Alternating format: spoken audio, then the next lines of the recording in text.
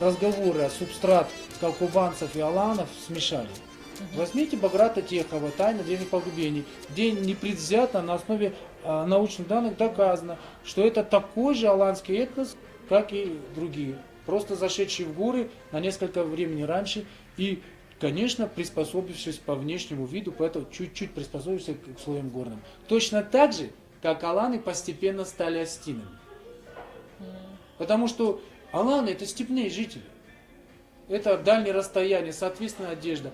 Как только мы попали в горы, посмотрите, нету растительного материала, появилась барашковая шапка, да? Нету нужды больше в огнестрельном, то есть это, в длинном мече. Появился кинжал посередине, появилась легкая шашка. Появилась конный кафтан, превратился при появлении оружия, появились газыри, превратился в черкеску. Вот. Ноговицы превратились вот. Все, то есть происходит обязательно под давлением внешних условий, происходит видно приспособление. Мы приспособились к горным условиям жизни. Вот и все. Вот так. А они считают, что раз мы приспособились, значит это уже никакого отношения мы не имеем. Да нет, нет, я так не считаю. Но мы углубились в историю, а главный вопрос не в этом. Главный вопрос не сохранение, конечно, черкесок, боевых башен и кинжала. Главное сохранение своего астинского мировоззрения, своего собственного «я». И я убежден, мы можем сохранить свое «я» только через свое мировоззрение, через веру. Через веру. Через ту веру, которая будет в нас самые-самые затаенные уголки. Вот говорят менталитет. Все говорят, вот менталитет Астина, менталитет Вайнаха, менталитет. А что такое менталитет? Менталитет, представляете себе, тысячи лет жили, несколько десятков тысяч лет, да, твои предки. И у них автоматически на подсознательном уровне, в рефлексах, в генах откладывается реакция на тот или иной поступок. И вот через тысячи лет потомок, он выходит и на интуитивном уровне реагирует на поступок так, как опыт для него собрался. Как только мы отказываемся от этого менталитета, то есть мы отрезаем весь этот отрезок тысячелетий, мы не знаем, как реагировать. Пить ли пиво на лавочке в барке или не пить, мы не знаем. Потому что мы уже не понимаем, стыдно это или не стыдно. Вот, и мы как-то, как слепые, на ощупь. Бежим в православные церкви, в мусульманские мечети, чуть ли не в синагоги. Начинаем бежать, искать ту духовную составляющую, которая у нас есть. Она здесь. Возьми и получи. Другое дело, что большинство астинов не осознают смысл ритуалов. Вот именно. Смысл ритуалов. Ритуал имеет глубочайший смысл. Каждый ритуал может быть расшифрован. Это надо доводить до людей, до народа, до молодежи. Как? Только через средства массовой информации. Только через средства массовой информации. Вот сколько бы мы с плакатами не ходили, вот это стыдно, девочки, вот это не делайте, того не делайте, да это же наивно. А если со всех щелей к нам будет одно говорить, получаю удовольствие, забудь, жизнь одна. Ну как мы можем противопоставить этому огромному массиву свои одинокие голоса? И у меня такое чувство, будто кто-то заинтересован в скорейшем ассимиляции, растворении. Меня просто поражает, например, когда я смотрю передачи Познера «Времена», и когда они с абсолютно ответственным видом сидят и разговаривают. Россия – это плавильная печь народов. А вы эти народы спросили, они хотят быть сплавленными в единый этнос? Может, я хочу сохранить свою индивидуальность и языковую, и мировоззрение. Вообще хочу сохраниться, я хочу жить в России, в едином государстве, в демократическом государстве. Причем в федеративном государстве. Но при этом оно почему-то должны сплавить нас в единое это. То есть нам чуть ли не открытым текстом говорят, вы будете ассимилированы. Ну вот в этом плане играет роль и то, что осетины народ очень талантливый. Поэтому они всегда стараются быть первыми, впереди планеты всей. Вот они и русский язык узнали лучше, чем, наверное, уже сами русские и так далее. И вот пытаются ни в чем не отставать. Так дело в том, что талант и духовность две вещи разные, совершенно разные. Понимаете, есть талантливые люди, вроде Михаила Юрьевича Лермонтова, но при этом быть совершенно негативным человеком. Совершенно негативным. Я не верю, что гений может высказывать, как Пушкин или Лермонтов, вот такие выражения: ты трус, ты раб. Понимаете? Я не верю. Вот порядочный человек, духовный человек не может допустить таких выражений вот, про целый народ. Ну, я имею в виду вот то, что мы потеряли язык. Это первая причина, наверное. Так дело Теряем. в том, язык мы потеряли, потому что потеряли духовность. Вот как только нам наше мировоззрение не понадобилось, то нам язык не нужен. Язык это то, что и называется шифр-кодом к менталитету. Пока ты не прочитаешь нардский эпос на остинском языке, когда ты не увидишь эту дремучую старину, эти картины, когда они предстают перед твоими глазами, понимаете, ты никогда не почувствуешь вот то осетинское начало, которое также не ухватишь, как женское. Вот что такое женщина для мужчины непонятно. Женщина его тоже не может объяснить. И вот это осетинское начало, это настолько, его можно ощутить, его нельзя как-то обрисовать, как-то схватить, как-то передать. Вот, знаете, нельзя. Почувствовать. Да, только почувствовать. И вот этот язык является шифр-кодом. Как только мы перестала интересовать вся эта осетинщина, сразу нам и не понадобился язык. Ибо так легче. Нам еще создали условия, посмотрите. Отменили ведь школы в 60-х годах на осетинском языке. А как, находясь, будучи в русской среде, в российском государстве, мы не имеем осетинских школ? Вот сейчас какие-то подвижки есть, Бзаров, Блиев, там бьются, Левицкая, очень министр образования, очень порядочный человек, стремилась сохранить наш язык. И мы вот поэтому-то речь ведем, что потеря языка – это окончательная смерть. Сначала теряется духовность, потом теряется язык, все, кто мы? Мне просто убивают эти передачи, когда сидят и говорят, вот раньше так было, вот сейчас неправильно. А почему неправильно? Нет, вот так надо делать, а вот сейчас неправильно, вот пропадаем, вот неправильно делаем. Да почему же делаем-то? Если мы понимаем, что это плохо, мы не можем это делать, значит мы или больны, вообще ничего не соображаем, да? Или мы целенаправленно это делаем. Но мы не больны и целенаправленно это не делаем, значит мы просто не понимаем. Особенно наша молодежь. Особенно. Что вы требуете от этого молодого человека, который знает, что он осетин только по записи паспорта? И что такое вообще осетин? Вот вчера или позавчера я смотрел, я не против этого брейк-данса или что-нибудь там танцуют. Но манера поведения абсолютно негритянская, даже штаны. Да. Афроамериканцы, это даже не русские, это афроамериканцы, понимаете? Пускай я вижу сильные молодые люди, но это все второстепенно. А первостепенно то, что ты осетин. Вот как японцы делают? Они все в себя вбирают, все переделывают, пропускают через призму своего национального самосознания и делают его своим. Да. Поэтому японцы в будущем, а мы глубоко в прошлом. А может быть нас уже нет. Понимаете? Нет, я не имею в виду осетин. Я имею в виду вот народ. Я не думаю, что мы пропадем. Я уверен, что вот сейчас наступает такое вот прозрение, что ли, вот мы начинаем искать этот духовный суд, настоящий. Конечно, мы побегаем сначала по разным, но вернемся. Потому что если бы не было этого ростка, да, мы с вами сейчас не сидели за этим столом и не говорили бы на эти темы. Понимаете? Да. Значит, есть. Значит, есть, и мы не одни, да. Я знаю, Славик Джанаев пишет нечто удивительное. Я знаю, вот это, да, Макеева пишет нечто удивительное. Я знаю, болит душа у людей, болит. Но прежде чем вот создавать психологическую модель, самое главное, учитывая законы развития человеческого общества, уметь внедрить их в современный мир. Современное мировоззрение, понимаете? Мы уже не откажемся ни от кофе, ни от этого, ни от видеомагнитофонов, ни от общения со своим противоположным полом. Но мы же это можем сделать, знаете как? В Испании вино тоже пьют. И в России тоже пьют. Но видите, какая разница? Можно заниматься любовью, а можно заниматься сексом. Это разные вещи. И вот когда секс путают с любовью, а любовь с сексом, тогда, значит, все, болезнь очень глубоко затронута.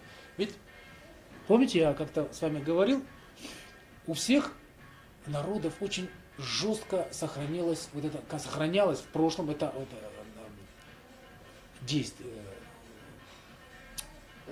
надзор за действенностью девушки. Мы же даже не знаем, что такое действенность, вот в принципе. Парийская идеология энергии в женщине. Если мы верим в Бога, значит наличие энергии тоже должны верить, да? Они текут в хаосе. И первый мужчина, он налаживает связь. Такую, которая больше не меняется никак. То есть, какие бы потом физиологически дети не были другие у этой женщины, они будут всегда духовно детьми первого. Понимаете? Вот поэтому, и вот наши предки, они знали, что нужно передать главную составляющую, это духовную. Поэтому, если женщина была, как сказать, недейственна, ее не брали замуж, потому что хотели пронести свое мировоззрение, свое «я» в будущее. Вот это была основной задачей. Девушки этого не знают сейчас. Наоборот, ситуация сложилась так, что действенность это уже стыдно. В 17 лет действенность это уже стыдно. Представляете? Вот. То же самое мужчина. Ведь если он в результате любви, а не сексуальной какой-то тяги, да, он становится мужчиной, духовная структура становится совершенно иной. Течение энергии тоже бывает совершенно другое. Наполнение энергии совсем бывает другое. Вот. Но если первое, так сказать, становление его происходит в негативе, то, соответственно, его жизнь исходит на такие темные. И в конце концов мы расплачиваемся за каждый свой поступок. Вот мы должны знать, что нас наказывает народ и целиком каждого человека за наши грехи. Это не какой-то человек там вот пришел и нам что-то плохое сделал с лумусом. Мы заслужили это своим грехом. И мы получаем. А этот человек всего лишь проводник Бога. Он, воли Бога, он получит свое, потому что он сам создал свою атмосферу, чтобы стать проводником. Но мы-то получаем тоже заслуженно. Поэтому от многомиллионного, 2 или 3 миллиона аланов пришли на Кавказ, а сегодня осталось 500 тысяч. Ситуация более чем смешна. Берешь Агустине Алимани, да? Вот читаешь и просто поражаешься. Там вот в последней части книги там китайские хроники, где вот, я не знаю таких хвалебных слов, какими вот описывают этих воинственных аланов. Какие они могучие, какие они великие, именно монгольские историки, понимаете? Какие подвиги они совершали во славу монгольского оружия, завоевывая Китай. И тут же поражаешься, когда читаешь, как только монголы подошли к западной Алане, сразу князья западной Аланы высказывают покорность, не воюют, а сразу становятся на службу императору монголов. Вот это поразительно. Защити свою родину. Вот. А в чем дело? Почему так? Неужели они такие предатели и трусы были? Да нет. Они просто не ощущали себя единым народом. Это мое княжество, это его княжество, это его княжество. Это не нас там режут, это каких-то других режут.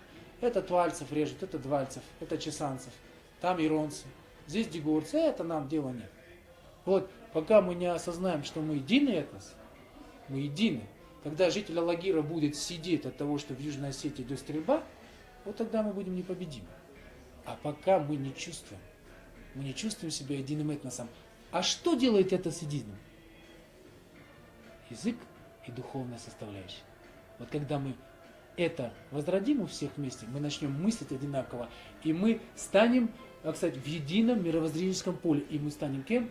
Родиной, единым народом.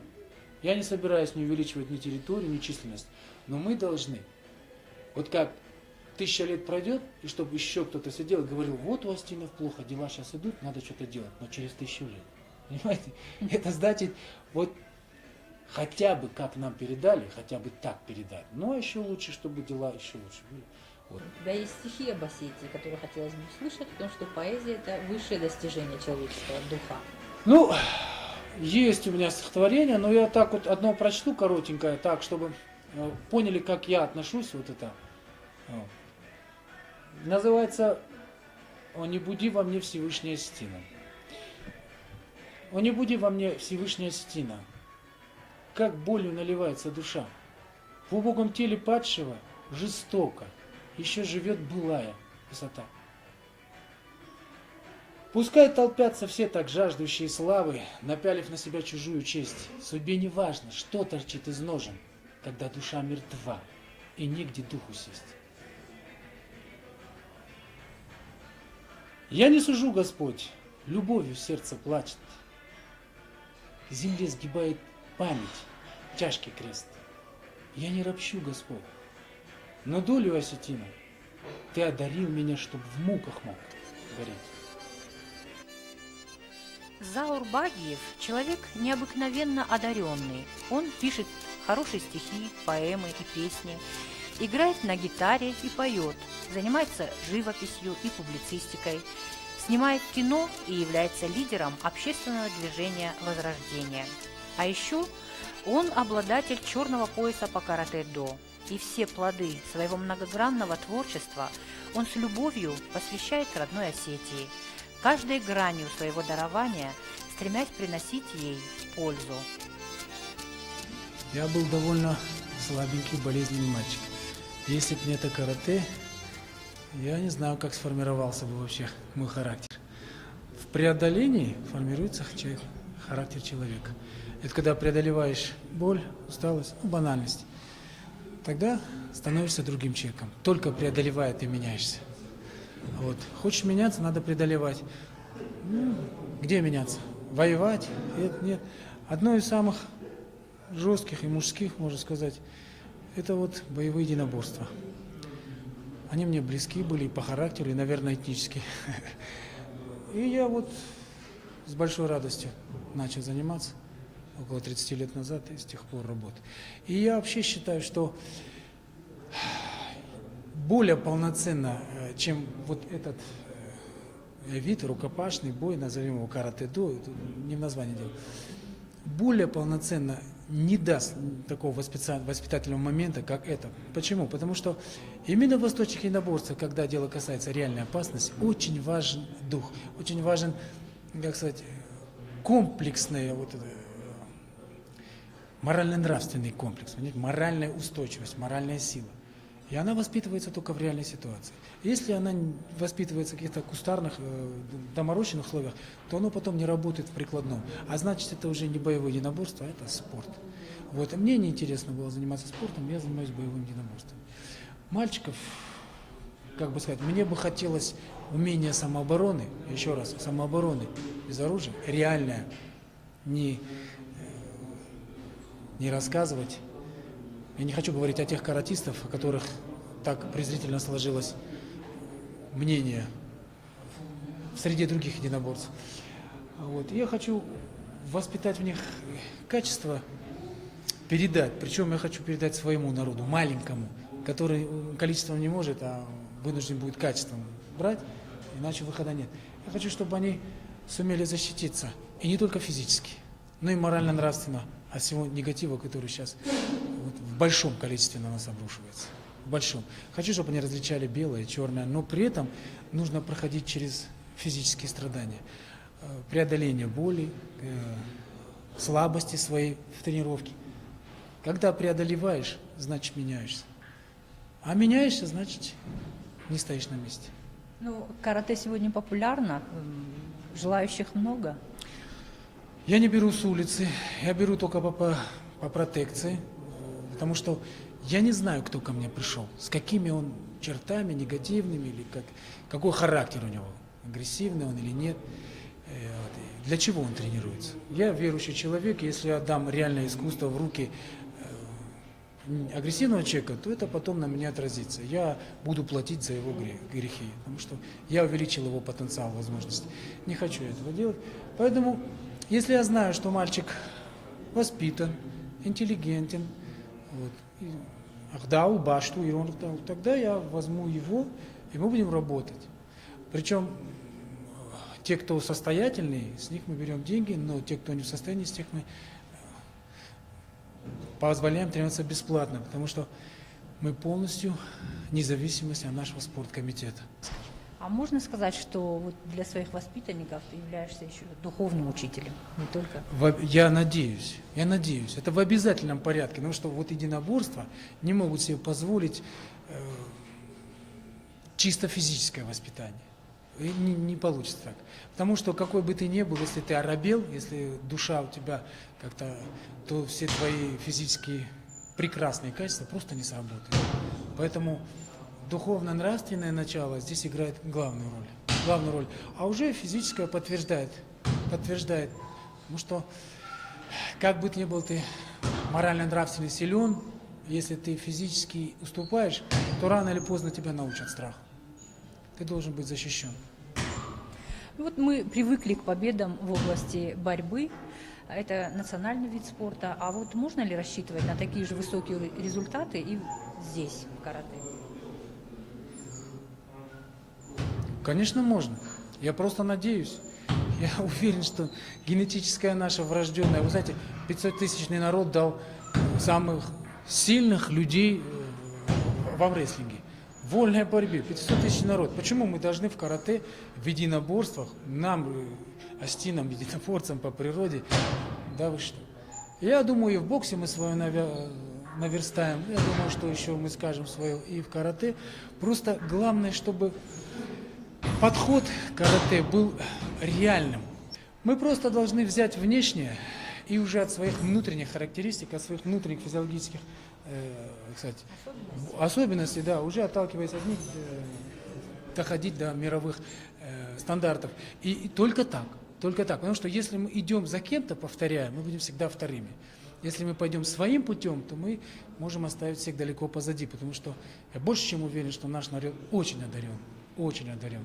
И как говорят, кому больше дается, с того много спрашивается.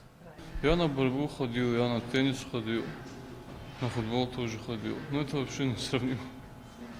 Здесь не чисто физически, а именно духовный человек растет. Ну, помимо с физическим вместе. Мне нравится этот вид спорта. Достаточно красивый. И просто тренер тоже хороший. То есть он как личность привлекает, да? И как личность, и как тренер.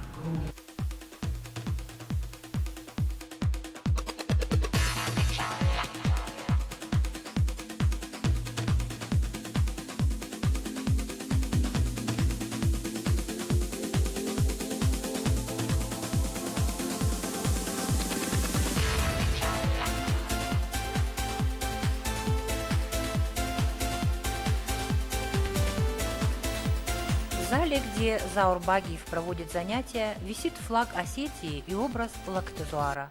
Все занятия начинаются и заканчиваются обязательным священным ритуалом – молитвой, обращенной к покровителю мужчин, что, несомненно, способствует приобщению к наследию предков и унаследованию присущего им воинского духа.